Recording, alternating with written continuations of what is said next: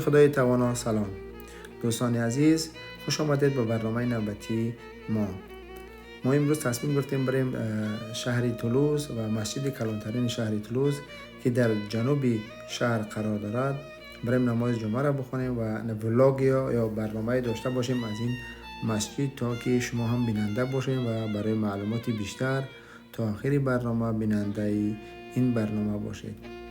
و دوستان عزیز، در برابر این همه نوارها میخوام شما را برای فرارسی ماه شریف رمضان بر هر یک شما تبریک و تهنیت بگویم.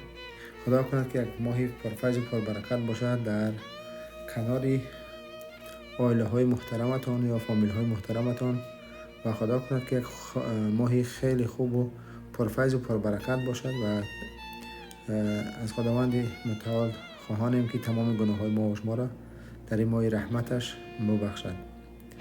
و چنانچه دوستان دیده استادید این نوار مسجد کلانترین شهر تولوز می باشد و چنانچه گفتیم مسجد تقریبا 4-5 طبقه می باشد و ما نماز جمعه را خواندیم. من دوستان گفتن امانت اصلا اجازت نبود در داخل نوار گرفتن و ما هم کوشش کردیم که یک کمک هم باشد از بیرون یا از بعضی جایها و شما نوار بگیریم و شما را به این مسجد آشنا بسازیم. و دوستان تا آخر برنامه را بیننده باشید. چیزهای جالب و نوارهای دیدنی برای شما ما آماده کردیم. حتما در جریان برنامه شما شاهد آن خواهید بود. این هم صحن بیرونی مسجد مرکزی یا گران مسک شهر تولوز. در اینجا تمام برادران مسلمان از تمام گوشه و کنارهای دنیا دیده می شود. خیلی هم مسجد تقریبا 3000 نفر جای گنجایش دارد و من فکر میکنم که در این روز از 3000 هم بیشتر بدادم، چون ماه مبارک هم هست. جمعه اولی ماه مبارک رمضان هم بود، به اون خاطر خیلی مردم بسیارتر آمده بودند. و دوستان عزیز، بریم یک جای تماشا کنیم این مسجد را از نزدیک. با نام خدای یکتا. سلام، خوش آمدید به برنامه نوبتی ما. خدا کند که در هر گوشه دنیا باشید پیش از همه صحت و سلامت و دور از تشویش‌های روزگار. و هموطنان عزیزم که در داخل تاجیکستان هستند خوش و خندان لبخند بر لب داشته باشند. دوستان اگر تازه به کانال ما آشنا شدید لطفاً کانال ما را سابسکرایب کنید و با آن آبونه شوید و زنگوله دومی را برای همیشگی فعال سازید تا که بیننده برنامه‌های قبلی و آینده ما باشید.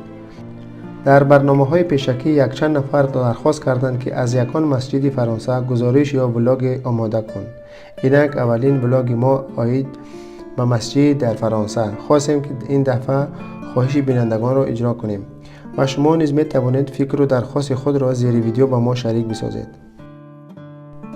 موضوع امروزه ما یکی از مسجدهای شهر تولوز فرانسه که شما تصویرش را می بینید می باشد. این مسجد با نام مسجد بزرگ شهر تولوز خیلی معروف است. ساختمان این مسجد سال 2005 میلادی آغاز شده و سال 2018 به اتمام رسید. آن در سال 2018 میلادی گشاده شد.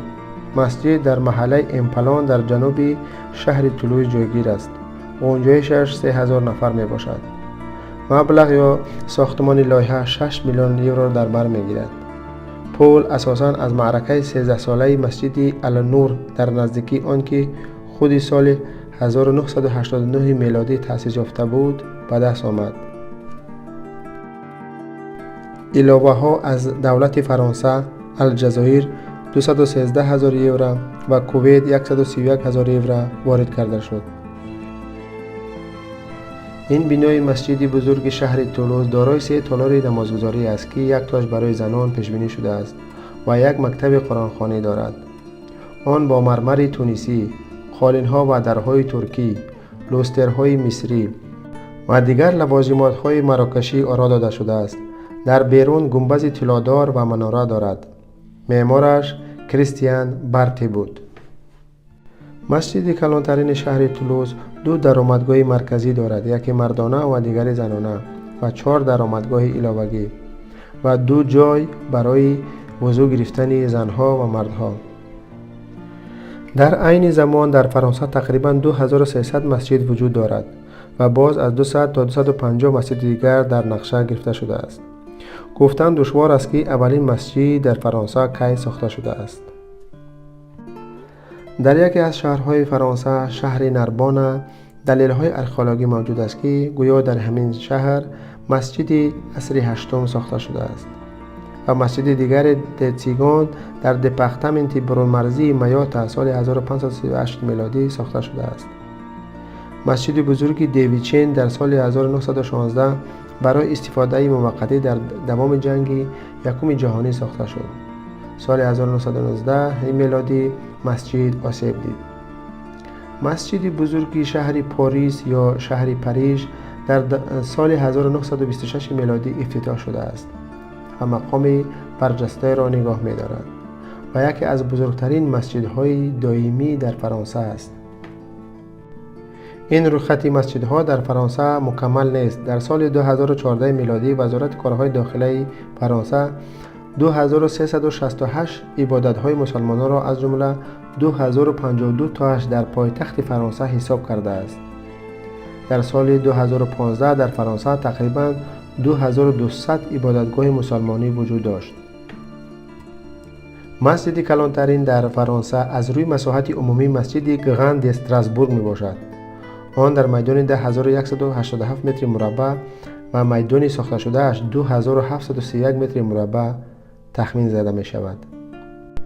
مسجد کلانترین در فرانسه از روی مساحت ساخته شده مسجد ایوری کورکوران 3 با مساحت 5525 متر مربع در قطعه 7000 متر مربع می باشد.